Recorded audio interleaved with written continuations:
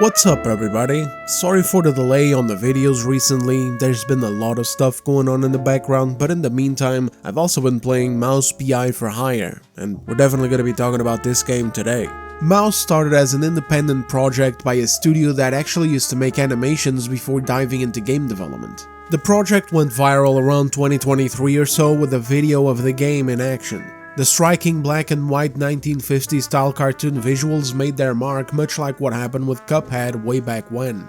And with that, the project grew a bit more, got itself a publisher, more money, even managed to get the kind of voice talent that you only expect to see in AAA games, such as Troy Baker and Deborah Wilson. The whole thing is basically composed of two things mixed together. Number one, a narrative-focused wacky noir detective story that starts with a guy going missing and ends up involving all sorts of shenanigans. Frankly, it's even a bit much, like we got crazy scientists, secret laboratories, weird science weapons, one of which is a brain in a jar, crazy cultists and voodoo witches in the swamps and the woods. You got a portal to hell, somehow, I don't even know. Shit gets crazy in this game, okay? And number two, boomer shooter gameplay that has absolutely no shame in showing its inspiration in Doom, specifically Doom Eternal, as we bounce around levels with familiar mechanics and weapons to that game, such as grappling hooks, dashes, a super shotgun, goddamn cannons, even a chainsaw. And yeah, again, hell. We go over there and there's even these flying enemies that look like Doom's cacodemons. But one of the most noteworthy things about the game's release was a very weird review published by IGN that you probably already heard of because of how many people made videos mocking it. The review was just bizarre. We'll get into it in a second, but in short, it made remarks about things that just didn't matter as to the quality of the game, or remarks that didn't even make any sense in context with the game. Plus, it was written like a snobby script for one of those 3-hour-long video essay channels, but not even the good ones that actually analyze what's in the game, rather one of those other ones that spend most of the time talking about shit that doesn't matter. In other words, it reads like a negative review that is not upset by the game being bad, but upset that the game isn't something else entirely that the dude had built up in his head. And of course this isn't new either, bad reviews and questionable scoring by mainstream outlets like IGN are very common these days, but sometimes it's so bad that it creates this effect where people will feel protective of the games that they are shunning, giving them more recognition, more praise, and pretty much ignoring every negative point that those reviews bring up because of this phenomena of gamers versus journalists going on for so long. Gamers and journalists are so at odds most of the time that it just causes this. It's crazy. So today I wanted to talk about all of that, the game, the IGN review, and how this weird effect is ruining Discourse in a way that can even disingenuously prop up games that don't live up to the hype, just as a jab to game journos or vice versa, like when game journos deliberately give lower scores to games that people are very excited for, just to own the chuds or whatever. So without wasting any more time, unless you want to thumb up the video, let's get into it.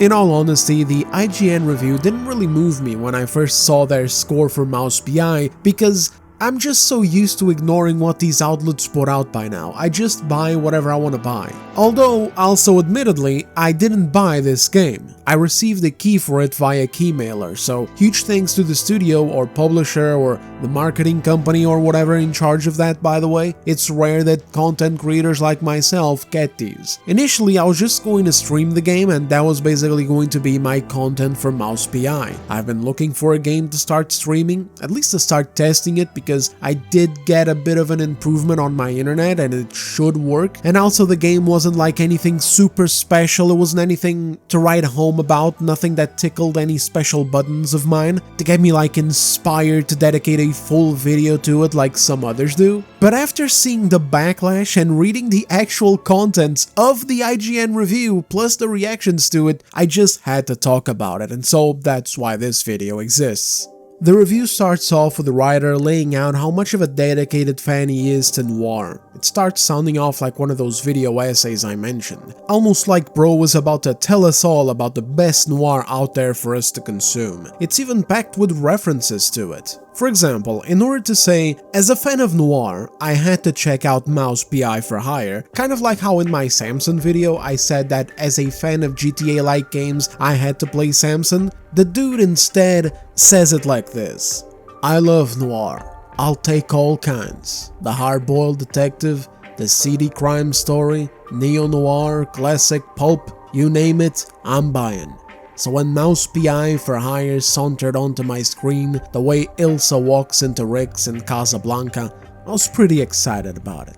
Now I'll be real fellas, I don't know what sauntered means. I can get an idea of it, but I don't know the definition of the word, and I don't know who Ilsa or Rick are either. I definitely haven't watched whatever Casablanca is. In the next paragraph, bro also wants to say that noir isn't just a visual style that should be draped over whatever superficial content the game has, but instead his wording is more noir referential stuff, wording it as, noir isn't just an aesthetic to be thrown on like an old coat as you're leaving your office at the behest of a leggy blonde. First of all, I'm pretty sure that saying that in an IGN review constitutes as sexual harassment by the company.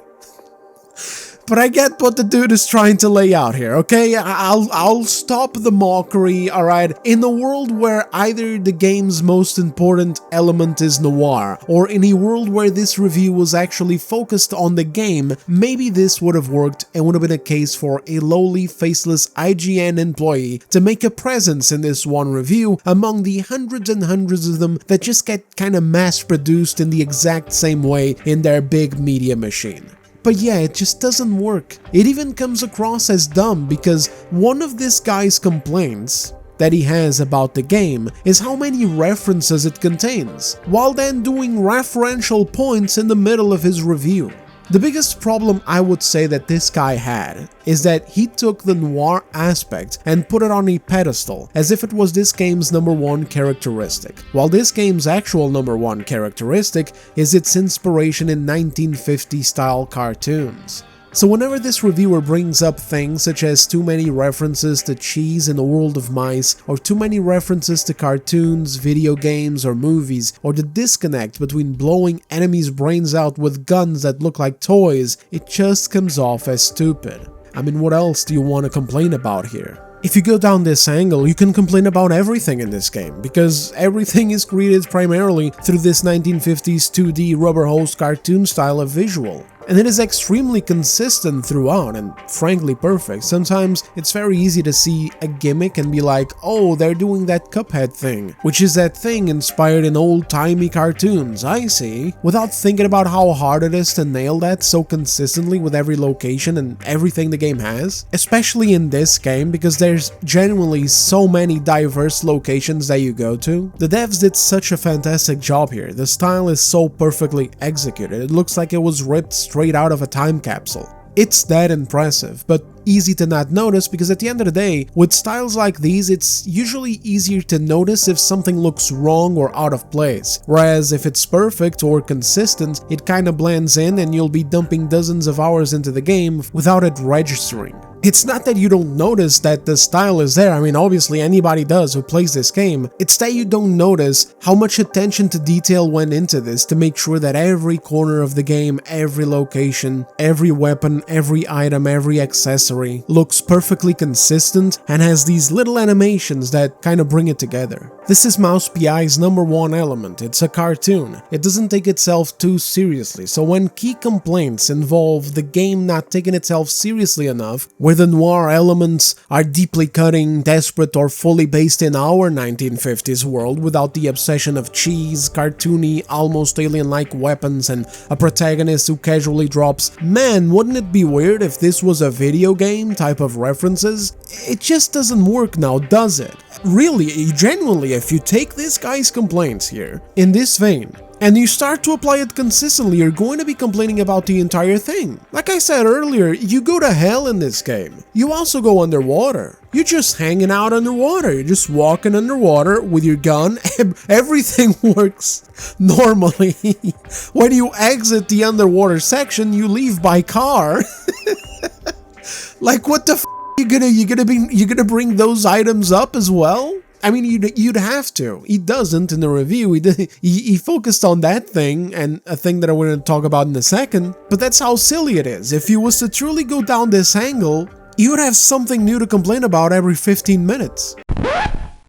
I just can't believe you go underwater in this noir story. In neither of my noir novels or my noir movies did I ever see such an anticlimactic thing. How was we able to just walk down there? How is it that we're able to fire our weapons down there as well? What is this, a goddamn cartoon? But the worst part about all this isn't even just that. If this was it, I'd be fine with it because there were some things that I agree with and some things that I didn't, which I'll bring back up later. But the worst is that then he goes into this entire section about ludonarrative dissonance. Ludonarrative dissonance basically refers to when the themes of a game's story or world building are at odds with other elements in the game, be it gameplay or whatever else. I don't tend to bring up the word, I kinda just point it out and describe it in my videos. For example, in my Veilguard review, I brought up examples of this, such as how Tevinter is meant to be an awful place for elves with slavery and discrimination, but you walk around and none of that is present. It's completely sanitized with elves walking freely and living normal lives as if Tevinter wasn't Tevinter. The reviewer starts this chapter by noting that he doesn't want to be the guy bringing up ludonarrative dissonance in a video game review in the year of our Lord 2026, but why not? At the end of the day, ludonarrative dissonance comes across as inconsistencies, and that's one of the top things that people have always and will always bring up in reviews. So I don't even understand his point here. Is the environment at IGN so broken that they don't even know how to review games anymore?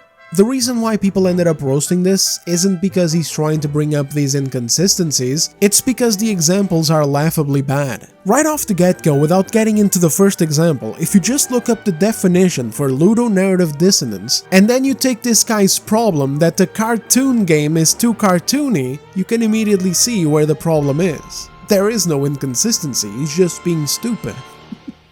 But anyway, let's move on to his examples. The dude brings up how crazy it is that the protagonist is a private investigator who kills more people in a single mission than insert new noir reference that most people reading probably don't even recognize. He brings up how it doesn't matter how dirty the cops are, a PI can't just break into a police station and yoink dozens of mouse coppers. He brings up how Jack can't just burn down an entire opera house, and how crazy it is that he fights an opera singer and shoots her. How crazy and inappropriate it is for us to do that when she's just an actress who is angry that the protagonist is burning down her workplace, and how the game doesn't even care about how that comes across. You wanna guess who else doesn't care about how that comes across? That's right, me. And I'm not even trying to be facetious or dismissive here. I don't even like what some YouTubers ended up justifying this with. Usually people just get to a point where they say, bro, it's a boomer shooter, of course you're just going to shoot a bunch of enemies and stuff. Or bro, you are a cartoon mouse. Who cares if you fight an opera singer? It's not LA Noire, it's a cartoon. Like for me, this doesn't exactly work either, because if we stretch this out enough, we can justify anything like this. Like I can just go back to the Veilguard example from a second ago and be like, bro, it's just a video game. They're just populating the overworld with clusters of NPCs. You don't have to overanalyze everything or have everything hand-fed to you. And to expect developers to put in that much detail in the world just for that reason alone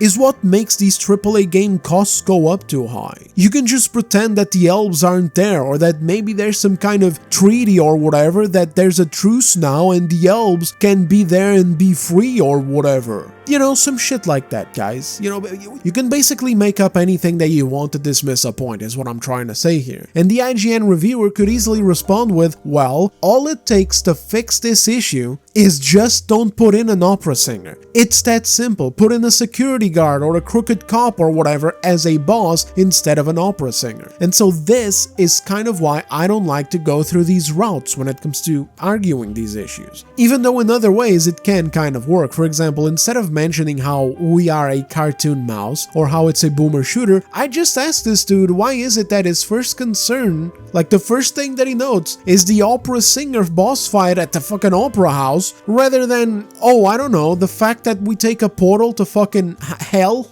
Because, and here's my main note here, at some point, As this dude is playing this game, it has to dawn on him that he's not playing a grounded noir story. This isn't a noir movie. This isn't his Casablancas or his Raymond Chandler books or whatever he was referencing. This isn't even Sin City. What this is a cartoon. The outlandishness of it is not only part of the charm, it's core to the journey. And he fundamentally misses this, and that's why his review is so broken. He's expecting, basically this is what he's expecting. He's expecting in the next mission, after we come back from the opera house, for, a squad of police cars to circle in on his location, his private investigation office, knock on the door, and maybe even knock it down and go, hey, you're under arrest because you just fucking, I don't know, killed like 50 people and burned down an opera house, and we have eyewitnesses that put you on the spot. This is what he's waiting for. And then maybe you go to court and then it becomes like a court story noir movie. Oh man, all those, they like to do those narration bits. Oh man, it would have been perfect for that. A lot of narration with, Troy Baker's gruffy voice. Like, I guess this is what this dude was expecting from a cartoon mouse game. But it's just not gonna happen, brother. Your tail spins like a helicopter. In this game, your character, he spins his tail like a helicopter so that you can glide. You're not going to need to get a lawyer in this game, okay, brother? In final paragraphs, Bro says stuff like, none of this is to say noir can't be violent, but that violence usually has a purpose. Much like the Black Wings Has My Angel novel is about robbing an armored car, but the book builds to that. It's a big deal when it happens, but Jack Pepper, on the other hand, is a walking catastrophe and nobody in Mouseburg seems to care. You wanna know why? It's because they're mice, my brother. I mean, the name of the spot is Mouseburg, for God's sake. What are you expecting? You want the Geneva Convention to come in? Here's another awful quote. It's bad noir and a worse detective tale. In the stories Mouse P.I. for hire references, violence is an unfortunate but unavoidable part of the human experience that shatters the people it touches. Here, it's just entertainment, and that weakens the whole concept. Again, it's that disconnect where this reviewer is basically expecting this game to be Schindler's List when all it's trying to be is one of those entertaining 1950s comic books that feature wild science fiction-y adventures. All this game wants to be is a fast-paced wild adventure through stereotypical 1950s Hollywood-style set pieces like movie sets, opera houses, seedy underbelly neighborhoods, fun houses, etc. with a dash of crazy, leading to involve some extra ideas such as the cultist stuff in the bogs that I mentioned earlier, wacky haunted houses, secret labs with crazy scientists and robots, weird underworld locations that aren't real and feature ghosts and skeletons, hell itself, and an underwater section. This game never once bum rushes you with this either. It never feels unnatural, it all blends in perfectly from the very start. At no point did I feel like the game was doing something unnatural or unfitting. It immediately clicked what type of setting this is, what type of game it wants to be. Again, it's not noir like LA Noire, it's not noir like the novels the reviewer mentions throughout the review. That's not at all what this is meant to be. Instead, it's more like, it's like this right here. It's hard to put into words for me, so hopefully these put it plainly. It's a mix of these kinds of adventure fiction comics and novels, plus the noir presentation. This is the core element that he misses and that makes his point sound so stupid and hostile in what is a review for just a silly little game. Even when he does actually have some reasonable points about other stuff that are just going to get ignored because, again, people are trying to have fun with this game and this guy is crying that it's not the ultimate gumshoe story. So, now here's why this IGN review presents a deeper problem. This is Steam's reviews page. The game is sitting at an overwhelmingly positive score, and right off the get-go, the first reviews on screen are referencing the IGN review. And they aren't the only ones either. Same thing can be seen on YouTube and social media. People coming out and talking about this game in reference to the review. Kind of like, hey, look at that, IGN doesn't like this game, therefore that means the game is peak. Thanks to this, the game has gotten quite a bit of a reputation boost. It's reminding me of last year when we had really good indie games coming out and selling like hotcakes. Even though when it comes to performance in that sense, Mouse P.I didn't actually achieve it. The player count is pretty damn good, but not at the level of those aforementioned surprises. Mouse P.I isn't the only game that this has happened with either. It's a common thing now where people look out for IGN reviews or other outlets that are kind of like IGN to do exactly this. See whether they like the game or not to do the opposite. And in cases like Mouse P.I, where a game comes from a very small studio, I think there's also this effect where gamers feel more protective of the game. Almost like a big brother trying to defend his little brother from a smelly-ass bully at school or something. And the absolute brain dead takes in the review that failed to even understand what the game was, the genre and the style and the theme, is the cherry on top of the absolute clown show that this generated. I take issue with this because it's inevitable that someday we're going to get some games where IGN actually reviews a game fairly and the points are accurate. Even a broken clock can be right twice a day after all. And frankly, even though I disagree with the vast majority of their review for Mouse P.I, I actually don't think that they were that far off when it comes to the score. Because this game does have a lot of flaws that definitely knock it down a few notches and kind of just ended up making it feel like a game that is decent, absolutely, even good in many occasions, but nothing to write home about or even feature in Game Awards, unless it's like for the artistic design category, because again, that aspect of it is insanely well executed. Here's some things that were in the review and that actually made sense, even though they came from a questionable lens about Ludonarratives and too much cheese. The game does get a bit wild with the references. I don't mind the cute nods that you can find laying around the world, for example, the Welcome Leon sign at the police station. I've been playing Resident Evil games recently, so seeing that gave me a bit of a chuckle. It's like, hey, I understood that reference. Or for example, the bonfire with the sword stabbed into it with the hollow mice around it. It's a nice nod to Dark Souls. Stuff like this hidden away is totally fine, it doesn't bother me. Some people are going to find it and notice it, other people are going to run right past them and not even see it. It's all good. What I don't like is what I consistently complain about in other games too, such as that style of millennial writing that thinks that the only way to be funny is to do meta jokes about how the video game is self-aware of being a video game by dropping dialogue lines like, "Hey man, I sure hope I don't have to do this 3 times," or whatever Jack says when we have to fight 3 robot mini-bosses during a level. Ladies and gentlemen, prepare to be annihilated. What sort of devil's trickery is this? Exterminate. Another one?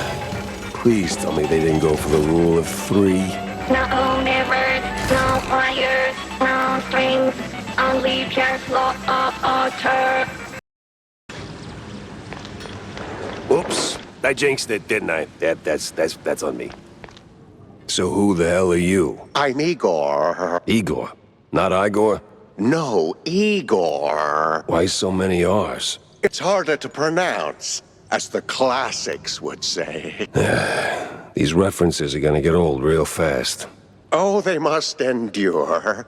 There's plenty more where that came from. I can only spare me an etymology lesson. I need facts, Igor. No, Master. It's Igor. That's what I said. No, you said Igor. But it's Igor. Or even his mini-boss joke where he sees a guy and says that he's too small to be a boss, so he must be a mini-boss. This is what I like to call normie humor. It's the type of shit that if I complain about it out loud in a comment section about the game, or like for example a trailer on YouTube or a post from the developers, I will 100% guarantee to have someone show up and call me bitter or whatever and say some sort of variation of the following sentence. Why so negative? Just let people have fun. because to some normies this is the shit that they like. They got accustomed to it in Marvel movies, where the fourth wall is broken to give the viewers a little nod across time and space by understanding how not serious everything is. Initially it was just sometimes, and so it was fine. Then it became like a common thing. Every other scene needs to have humor. Do it once or twice, and honestly guys, I'm not Uncle Ruckus either, like I'm not going to complain about it if it's a small nitpick, but this game does it so often, along with other jokes on top of that, some of which don't even land or get stale, that it's just a bit shit, isn't it? Like, that's the issue with IGN's reviewer. He brings this kind of thing up, but he makes it about, oh man, you're ruining my immersion in this very serious noir story. How am I supposed to feel the anguish of the characters and the crushing weight of a downtrodden society when the mouse main character is going to an opera house and setting it on fire and shooting the opera singer? She's crazy. Must be some opera for that. It's like, take it easy, Eugene. It's not that goddamn serious. But it's also not exactly a point where people should shrug it off or give praise to it just to spite IGN, because it's genuinely not a good addition. Not the opera singer specifically, but many of the jokes, they're lame, they're stale, they are overdone, and it makes my eyes roll when it's like the 76th time. The game needs to be more confident in itself and in its own tone. I think sometimes some developers think that they need to have jokes every few minutes or in each interactable section just so that the players stay engaged and the overall cartoony tone is solidly established. But that's not necessary at all. A few less weaker jokes, like the self-referential ones, would let better ones or sometimes subtle ones shine more. Or the ones that they hid away, like this guy. He's part of a side gig where a buddy of yours is worried about him. Maybe he's worried that the mobsters in the game whacked him. Another funny mobster expression for whacking someone is saying that they're sleeping with the fishes. In this case, you do go to an underwater level for a mission, chasing a submarine, and you can find the guy and he's literally sleeping with the fishes because, well, it's just calm down there. You really are sleeping with fishes.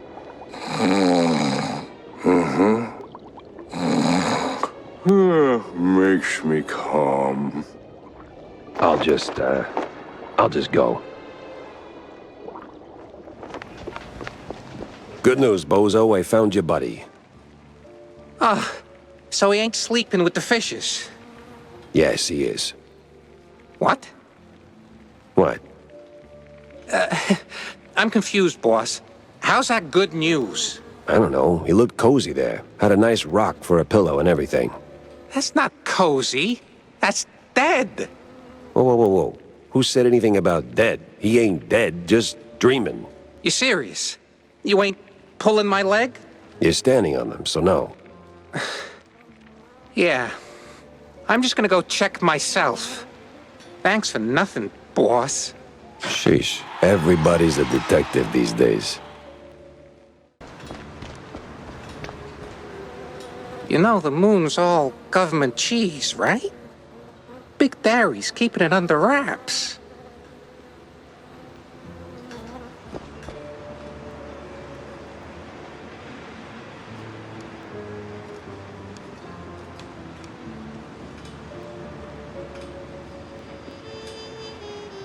I mean, granted, it is stupid, but it caught me off guard and it gave me a chuckle. I would take a stupid joke like this every now and then too many of them. One to keep would be this one. One to dump would be, for example, this one, which plays when you jump into the diving suit to go underwater in the first place. Now, hurry along. The Oh, okay. Wait, the shark what?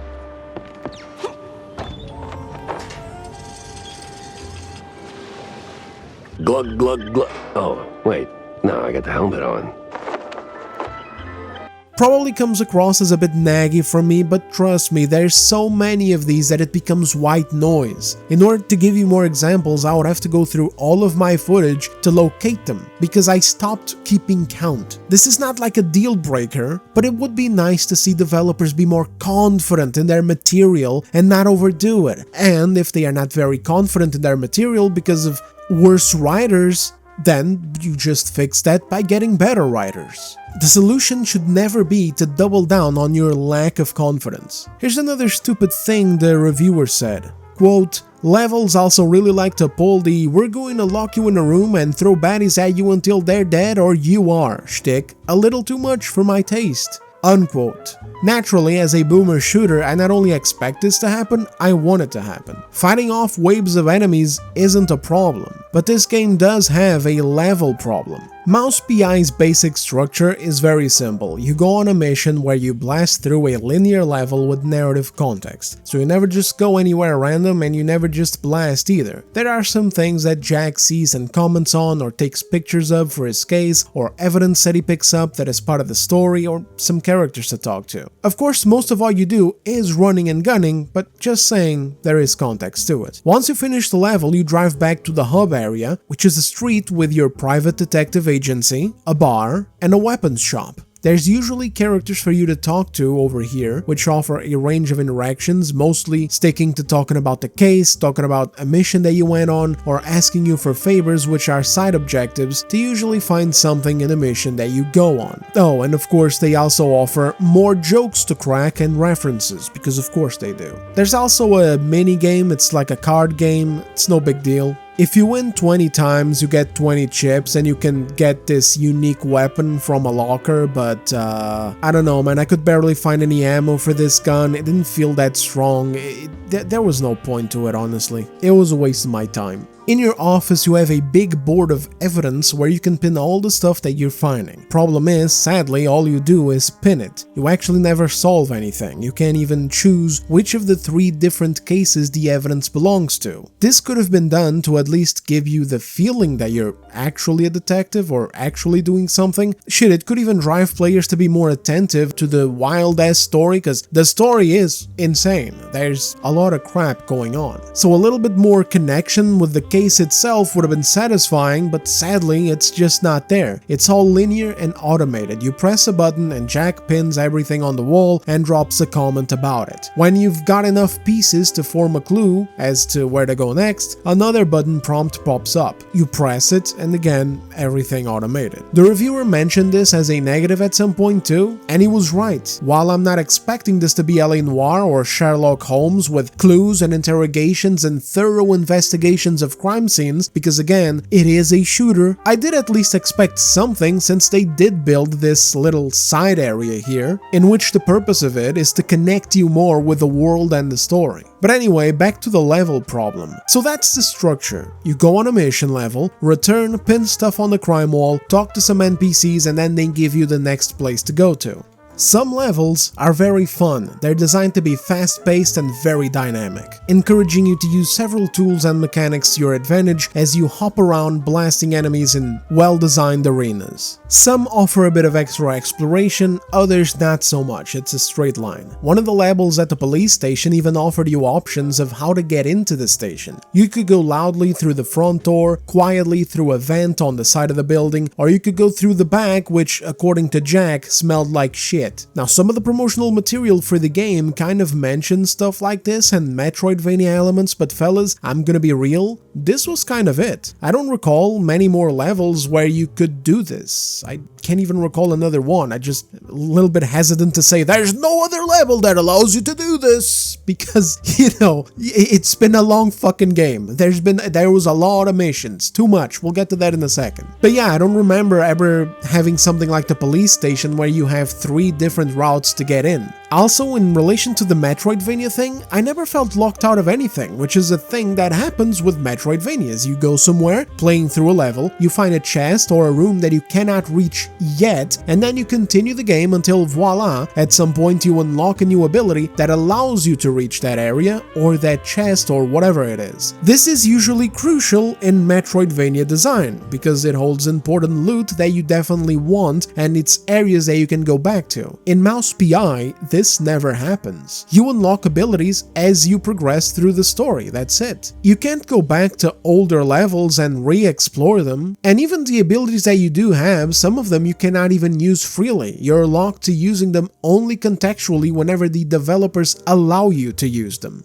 For example, At some point you unlock some wall running ability, but you can only do it in levels where these wall running walls are at, with literal footprints on the walls, or paw print, whatever you want to call them. It doesn't work on any other kind of wall, so you never really have that ability to use anywhere else in past levels or even future levels. It's specific to these walls only, which are used sparingly. Same thing with the hook, you got a grappling hook, it's your tail. Your tail is both a helicopter and a grappling hook, but you can only use it in these hooks that the game places throughout some levels. Now the hooks are used far more than the wall running walls, but still sparingly. And so this is where the problem is. Some levels are very exciting because the developers give you a bunch of instances where you can use all of these cool abilities that you unlocked, and you're just zipping around from place to place blowing up a bunch of enemies apart. Like, this game is at its best when it locks you in an open area with a bunch of enemies and a bunch of surfaces to wall run on and hooks to grapple and swing across the level and trampolines to throw you into the air, big fans to extend your gliding ability, etc. But then other levels are just a slog where none of these cool elements are usable and you're kinda just stuck to the ground going through tight corridors, dispatching waves of enemies while the story takes forever to get to the goddamn point. There were these awful missions where some mystical old lady kept giving you bits of information and disappearing instead of just getting to the point as you traverse through sewers and mines and weird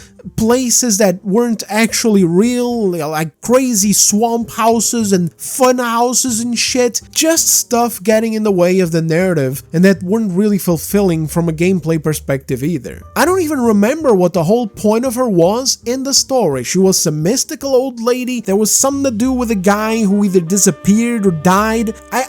My brain shut down. It was at this point that I was just thinking, is this really necessary? Do we really need this much filler? Because some of these were already feeling like clutter. The game itself is already very long. Part of my notes for this video were written when I was 14 hours in and the damn thing wasn't over yet. By the time I finished it, I was about 16.5 hours in. So yeah, cutting off the fat definitely would have helped here. The game's pretty big on its own, it didn't need that much stuff. Those issues with the abilities not being usable freely is an even bigger problem when it comes to the power-ups. In other boomer shooters or arena shooter style games, you usually have power-ups building up as you fight enemies or littered across the map for you to pick up and enable. In Mouse P.I, they are also linear and activated only when the developers say so. You will play through entire levels of this game without ever using a single power-up because I don't know, it's just not in the game for regular use. There's only one of them, that is. It's a little pepper that you can eat, and then all of your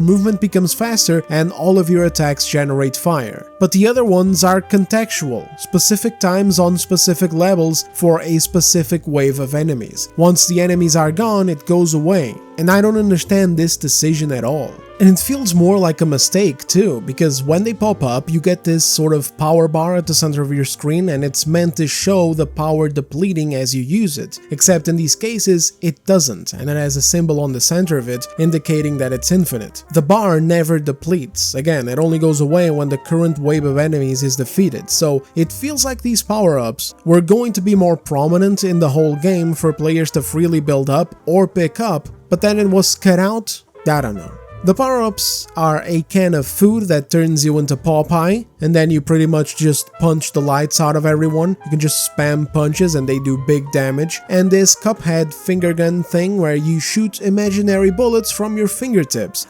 And now let me read you the second part of that quote that we just read a bit ago. The combat is fundamentally good enough to carry you to the end of the roughly 12-hour campaign, but sometimes it feels like being at a show that's never quite bad enough to leave. I'm not gonna lie, fellas, that quote kinda banged. I think the IGN reviewer is being too harsh, too negative for no reason, or rather, for the wrong reasons. There are undoubtedly levels in this game that are so well designed that I'm having a blast playing through it, but when levels suck and overextend themselves for too long, dicking around picking up garbage for some NPCs so we can finally get out and move on with the case, it drives up a sense of fatigue where this quote starts to make sense. When I finish one of these bad filler missions and then I return to the hub and I have to talk to some NPC who is too busy peppering out sentences that they have to say with references instead of just raw information, I find myself feeling bored. Just powering through the game so I can find another good level and honestly, since around hour 10 or so, hopefully finish the damn thing already so that I can move on. It's undoubtedly entertaining and it's a solid release too. Fans of boomer shooters have a decent one right here, especially thanks to its $30 asking price. But besides the art style, it doesn't really excel in anything, to the point where a 6 out of 10 review score is made to look like this absolutely super ridiculous score, like oh my god, no way bro, a 6 for this? That's like giving Expedition 33 a 5! Like that's how the Discourse feels. It feels like oh my god, IGN gave this a 6, therefore the game must be peak. Fellas, it's not peak, it's just a game. A 6 or a 7 is honestly not a bad score at all for this unique little piece of noir that keeps one mostly entertained with just a couple of caveats. It's a nice take on the noir genre. The IGN reviewers' major concern with the game is frankly a positive. There is no inconsistency in the cartoon game being cartoony. The tone of the tale is really not the issue. It's just some obnoxious millennial-ish writing quips that don't fit. After all, it's a noir game. You're not meant to be having millennial shit in the script. It causes looping narrative dissonance or whatever the fuck the guy said in the review. Next chapter, please. Another problem that often causes dissonance between reviewers and gamers is how numbered scores make no sense anymore, and that's also the fault of outlets like IGN. Public perception of a 0 to 10 scale is totally broken. People see a 6 these days and they see an insult, when it's not even that bad of a score or that far from what Mouse P.I and many other games like it might genuinely get from players. It's not a negative score, but it's perceived as such. There's a whole world out there of 6 out of 10 games that we all secretly or not even so secretly love. We just don't think about them that much because that's usually what a 6 out of 10 game is. An above average game that isn't anything to write home about, but if appropriately priced can actually be something that you enjoy. Something that puts a smile on your face and then you move on from. Nothing to blow your load all over the screen for. Nothing to screech the name of during the Game Awards, nothing to swear vengeance on Jeff Keighley for not nominating for Game of the Year, but something that you had fun with and might even return to someday. A 6 out of 10 shouldn't be this ugly thing where you're like, oh my god, ew, 6? What a loser! Because if that's what a 6 is, then what the hell is even a 5 or a 4 or, God forbid, a 2? Really, the biggest issue with the review isn't the 6 out of 10, it's just IGN. It's the fact that in IGN's broken and utterly moronic scale, a 6 can be anything from an utter disaster to great games with loads of complexity like Crimson Desert. Hell, I've seen utter disasters be given a 7 out of 10, like these Three Stooges. Star Wars Outlaws released broken and remained broken for quite a while. It was reviewed broken and they gave it a 7. Dustborn is a pile of irredeemable garbage. A literal propaganda game. It was given a 7. And Concord, well, shit. By the time the review came out saying it's a 7, the game was already on the way out. So there you go. It's also the fact that the points the reviewer brought up are brain-dead snobby bullshit that sound like a dude trying way too hard to sound profound or to do a more in-depth analysis of noir as a broader genre and how it cannot apply to a cartoon mouse game instead of just reviewing the cartoon mouse game. This is a big issue because it gives off this idea that everything else about the game is actually great for this reviewer. He had a blast with everything except the idiotic points he manufactured in his mind to complain about, just to be able to give it a lower score, and so if we removed all of them, the score would have been higher. Which when it comes to a YouTube channel, it really isn't a big deal. It doesn't matter what I give it, if I gave it a numbered score, I usually don't, but it doesn't matter if what I give it, what Angry Joe gives it, what ACG gives it, some more names, Skill Up, Ranton, Mr. Matty, fucking James DeFranco, does he review games? I don't know. Anyway, it doesn't matter. It doesn't matter what a YouTuber gives a game, but it is a big deal when it comes to official outlets like IGN, because it affects their Metacritic scores, and Metacritic scores sadly still hold a lot of power in the games industry. It not only affects public perception, but it also affects what lists the Mouse P.I game gets added to, and some studios still have little background deals with their investors or publishers where they might get a bonus if their game hits a certain metascore. The Fallout New Vegas developers, Obsidian, famously got shafted by Bethesda way back in 2010 or whatever over a single Metacritic point. If they had gotten an additional single point, they would have scored a bonus, but because of one less point, they got nothing. With all these points together, it does make sense that people would be mad and defensive of Mouse P.I because it does look like IGN just being IGN again. Game journalists being game journalists and rowing against what people enjoy,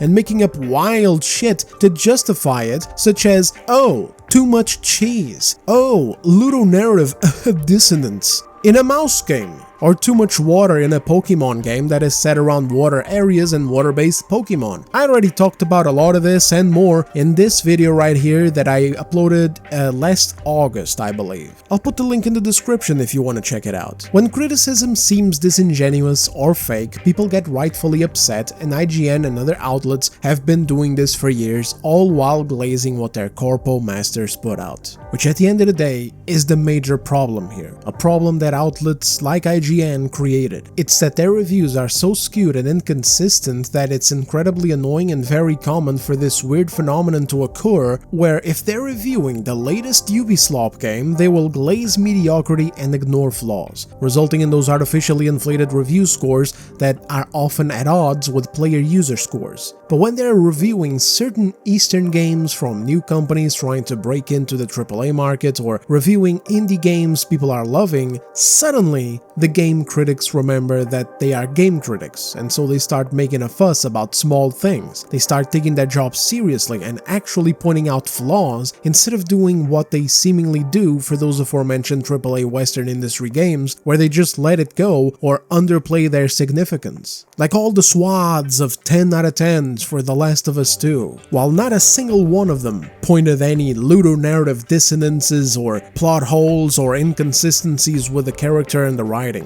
In other words, if a darling Western publisher made a noir game that is just mediocre, hell, maybe one that straight up sucks even, where all the things that noir represents are not present, or have been totally corrupted and overridden by modernisms, I don't think we would get a reviewer like this breaking out the thesaurus and the noir novel references to basically remove points from the game. Because they bow a little too much. You know what I'm saying? When it's these big publishers, they bow their heads a little too much. They're afraid of saying things the way that they are. They're hesitant to cause friction. I genuinely believe that we'd get a review that totally ignores all of that, the same exact way that IGN's Dragon Age Veilguard review totally ignored all of what Dragon Age is in order to feed us a big batch of crusted cheese and score the game with a 9 out of 10. That's what I think would happen to Mouse P.I if Mouse P.I was instead called, I don't know, Assassin's Creed Black Dahlia, and it was essentially another Ubisoft open world template video game with nothing deep or profound at all, just wearing noir as a skin suit over the game template that they've been tirelessly putting out for the last 10 years or so.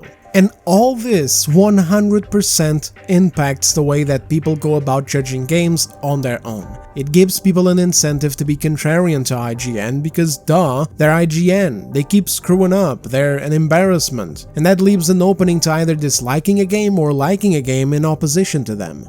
Because all in all, is that 6 out of 10 such an insane score? Like, remove the IGN part, because again, the review is stupid, okay? But does the outrage against the review itself imply that Mouse P.I should be sitting pretty at a 9 out of 10? Or hell, perhaps even a full-blown 10? Is the game truly peak the way that some people are claiming as a rebuttal to IGN's fanfiction? Because I don't think so at all. Like, for this to be a 9 or a 10 out of 10, scores that imply absolute must-play experiences, hell, straight up legendary status, must own, best of the best out there experiences, this game would need a lot more than it provided here. And I also don't think that this should be received as an attack on the game or a slap to the face on the developers, because they did do a great job here, especially for a studio's first time venture into making a game. But if we aren't a bit more objective with our reviews and our feedback, then we aren't doing them any favors either. We're just feeding them bad information that is going to bite them in the ass later when they basically look at their games and they don't even bother to improve upon the formula because hey, people said that it's peak already. Then the games launch and without a contextual boost to slingshot the game further, it underperforms. Because that's what this phenomenon does. It kinda slingshots games, you know? It's like you got this really dumb review going viral and the fun in dunking on IGN happens to benefit this one game.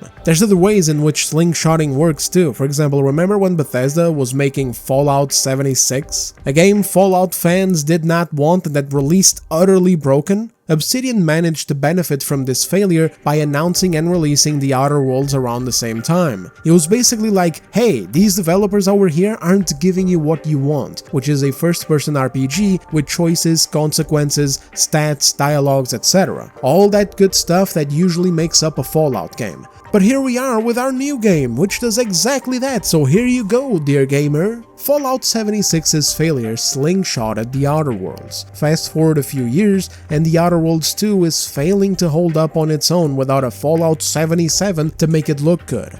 Situations like these with slingshotting, you know, they're good whenever they happen, but you can't rely on them for the future. Now, Mouse P.I is a fine game. Some aspects of it deserve straight-up awards, but other parts of it play like a restrictive imitation, and its story suffers a bit from overstaying its welcome. There's unnecessary filler that doesn't help tie the game down, more weapon and ability unlocks earlier to be able to then be used more often and more liberally throughout the game would have been much better, and then investing the effort done in those filler missions in some kind of separate arena game mode with leaderboards and etc. would have been the perfect thing here. There could have even added challenges and then reward people for beating those challenges with record scores or record times and unlock alternate skins for the guns, maybe different filters to place over the game's visuals. For example, during one of the sequences at the movie set levels, the game has color. It made me wish that I could have played more levels with color, like entire missions with this, even if it was in a separate mode. So yeah, different color filters as rewards, maybe some weapon skins or maybe some power-ups for us to use whenever we want, you know, fun stuff like that, because the sky is the limit. These would have been far better and more fitting alternatives than filler in a story that was already pretty long. And these would have also given people a bit more to enjoy when it comes to the core boomer shooter Doom-like gameplay, which is solid, but could have been so much better if those abilities, mechanics, and power-ups weren't locked down to limited contextual arenas. This would have also given people some more to play, because when you finish the game, that's it, there's nothing else. There's not even a new game plus situation so that we can go through the entire campaign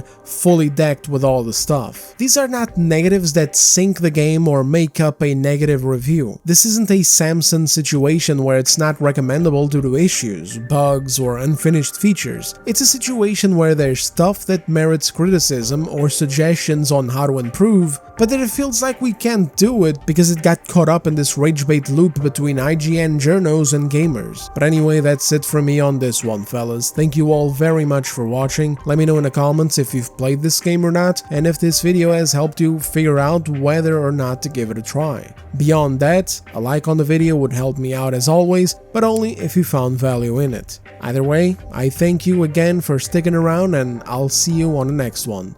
Take care.